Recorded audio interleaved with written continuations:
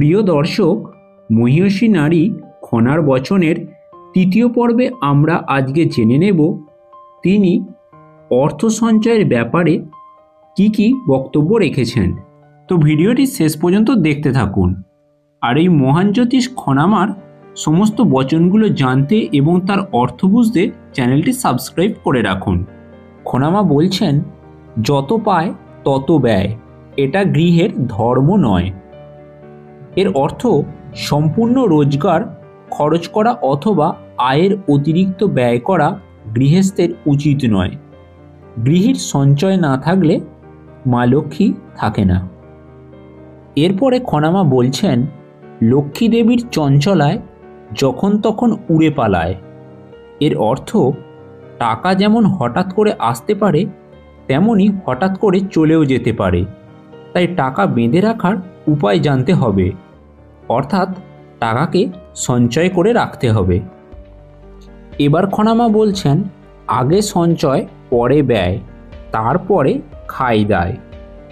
এর অর্থ উপার্জনের প্রথমে টাকা জমানোর কথা মাথায় রাখতে হবে, কারণ সঞ্চয়ের কথা পরে ভাবলে আস্তে আস্তে সবই তা শেষ হয়ে যাবে। তাই আগে সঞ্চয়, এরপর যা বাঁচবে তা দিয়ে খাওয়া পড়া চালানো উচিত। এবার খনামা বলছেন, হিসাব করে চলতে হবে, শ্রীবৃদ্ধি ঘটবে তবে। এর অর্থ হলো বড় হোক বা ছোট হোক, যে যাই কাজ করুন না কেন একটা নির্দিষ্ট হিসাব করে চলতে হবে।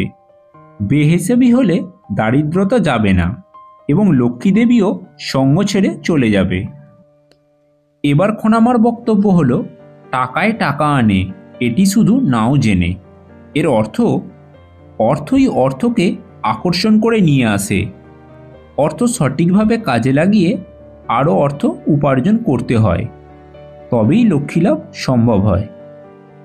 এরপর হলো, যত পারো করো সঞ্চয়, সঞ্চয়ের নেশা দুর্জয়। এর অর্থ হাতে এলেই নিয়মিত জমাতে হবে। জমানো অর্থ কখনই বিপদ ছাড়া খরচ করা যাবে না। সঞ্চয় করার অভ্যাস নেশার মতো না হলে পরে পস্তাতে হবে। এবার খনামা বলেছেন, লক্ষ্মী আসে নিঃসারে, যায় কিন্তু চুপি ছাড়ে। এর অর্থ সম্পদ এমন ধীরগতিতে আসে যে বোঝাই যায় না, আবার কখন যে চলে যাবে সেটাও বোঝা যায় না। সেজন্য সঞ্চয় না থাকলে হঠাৎ নিঃস্ব হয়ে যাওয়ার আশঙ্কা থাকে। এবার খনামা বলছেন, অর্ধেক ধন জমা কর, অর্ধেক কিন্তু ভাত কাপড়। এর অর্থ হলো রোজগারের অর্ধেক আগেই জমা করতে হবে। হাতে অর্থ এলে অর্ধেক আগেই সরিয়ে রাখতে হবে, বাকি অর্ধেক দিয়ে সংসার খরচ চালাতে হবে। এরপর তিনি বলছেন, ট্যাঙ্ক খালি তো মুখ চুরচুর, ট্যাঙ্ক ভরা তো মন ফুরফুর।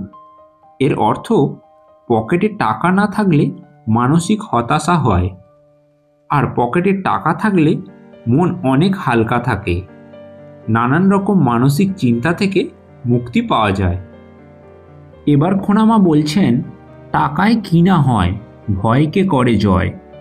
এর অর্থ টাকা সব কিছুই করতে পারে, এমনকি দারিদ্র যন্ত্রণাকেও অতিক্রম করতে শেখায়। সঞ্চয়ের মাধ্যমে টাকাকে ধরে রাখলে অনেকাংশেই ভয় কমে যায়, তাই সচরাচর ধনীদের ভয় কম থাকে। এবার খনামা বলছেন, টাকা বাড়লে দেমাক বাড়ে, টাকায় পুতুল হাঁ করে।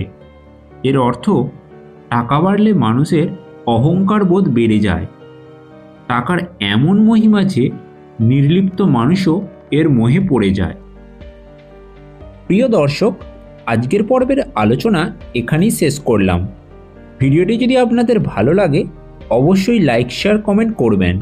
আর এই জ্যোতিষজ্ঞানী খনামার সমস্ত বচনগুলি জানতে এবং তার অর্থ বুঝতে অবশ্যই চ্যানেলটিকে সাবস্ক্রাইব করে রাখুন।